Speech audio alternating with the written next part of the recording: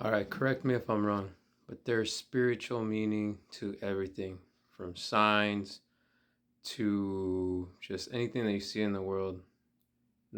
It's something that I started seeing more so after my brother passed away.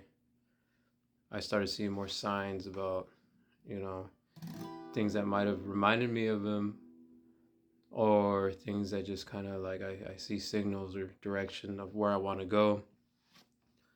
But sometimes there's good signs, sometimes there's bad signs, right?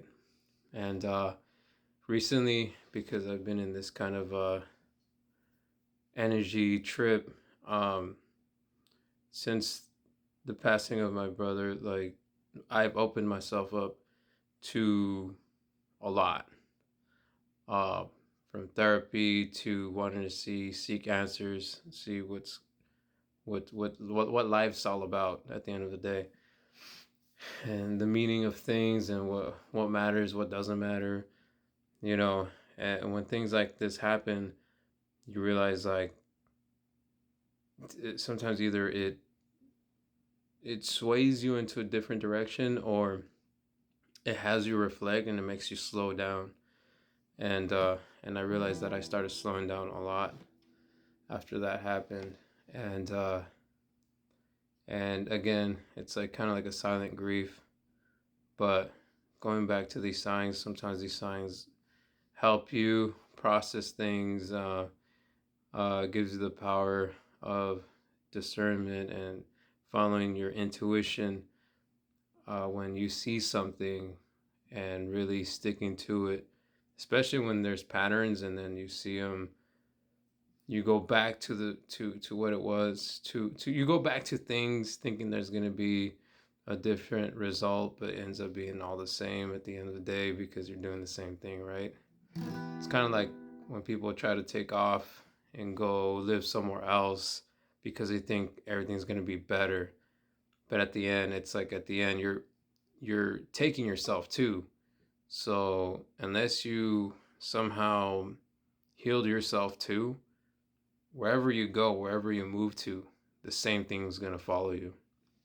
And so I've started noticing some things, some patterns, and things that aren't working in my favor. But also, and after all this, it also opened me up internally what I should be thinking about more and how I should make myself a better version of myself, right? Everyone deserves to be a better version of themselves. Everyone has the capability to be a better version of themselves.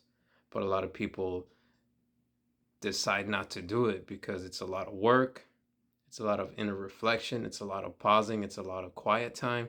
A lot of people don't like quiet time.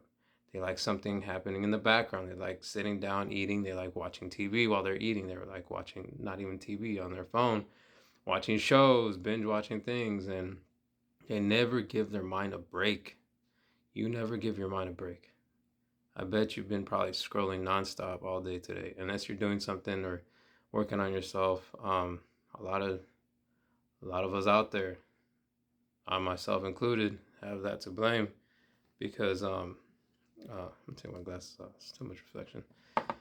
Um, and so that's the thing, is that we are afraid to be by ourselves with our own thoughts and even with someone else, and being quiet, right? It's like sometimes it's like, when someone's like comfortable and you're comfortable when you're with someone and you don't have to talk all the time, where you could be silent in their present and everything be zen, everything be peaceful, not being like, why are you so quiet? Why are you this and that?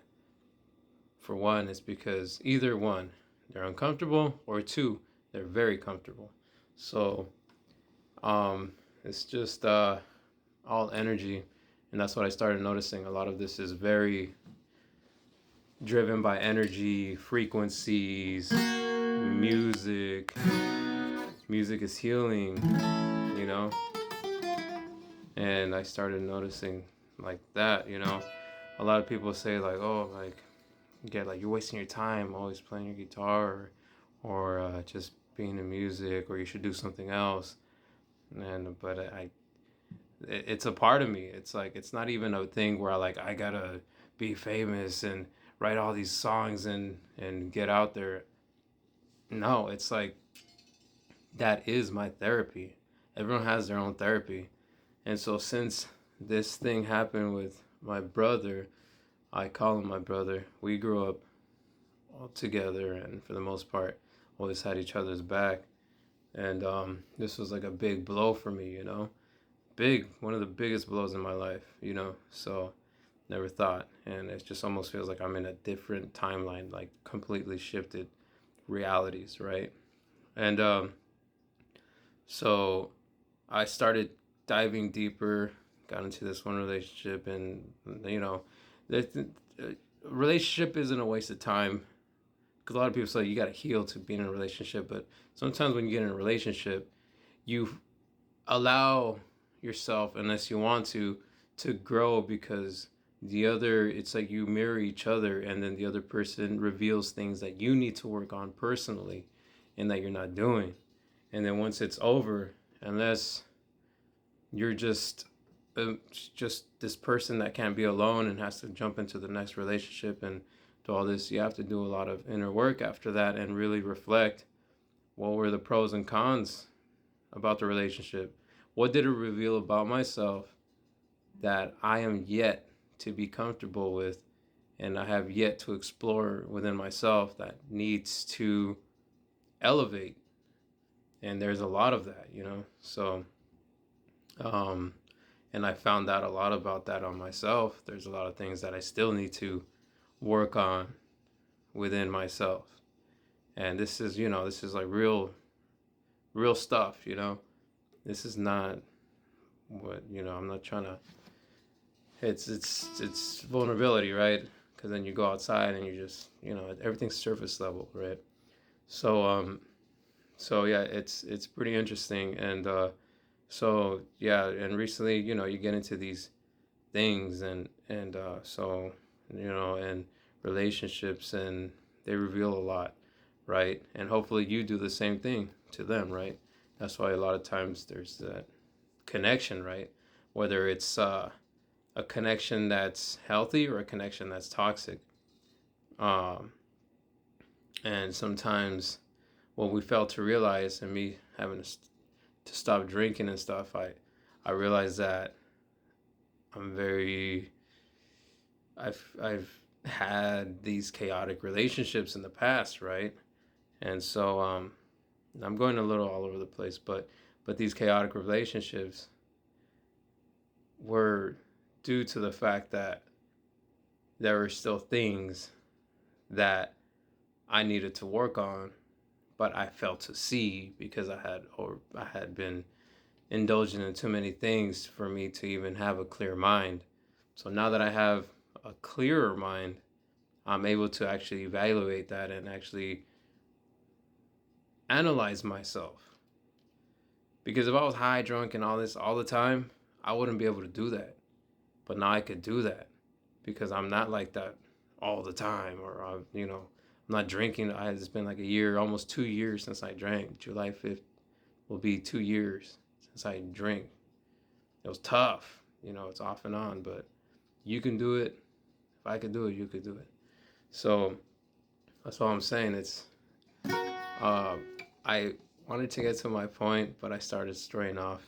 I wanted to get into like why uh, this energy, I believe in it so much, and signs that you see everywhere. 333, 555, 222 changes, right? So I see this very closely now, more so than I did before. I'm very aware now. And I think that comes with time. And you just have to allow yourself to have that time, to give yourself that time. You owe it to yourself. Correct me if I'm wrong.